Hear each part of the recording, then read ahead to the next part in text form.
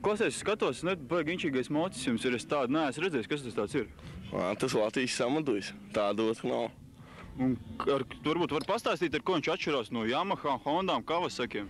Uz Yamaha, Hondām skraida dienas, skraida divas, meklē detaļas šeit, mierīgi aizies Barhovku, paņem, nopērc 1 litru spirtu, zinā, Rīgas centrāla tirgu ir. Nopērc, sašķērt 5 pudelēm, skraida. 5-6 pudeles un grāms gatavs. Un klausies, tagad trasē, un es skatos, ka krīt jau arī visas tās importnieki, ka šitas stabili turās? Jā, nav problēma.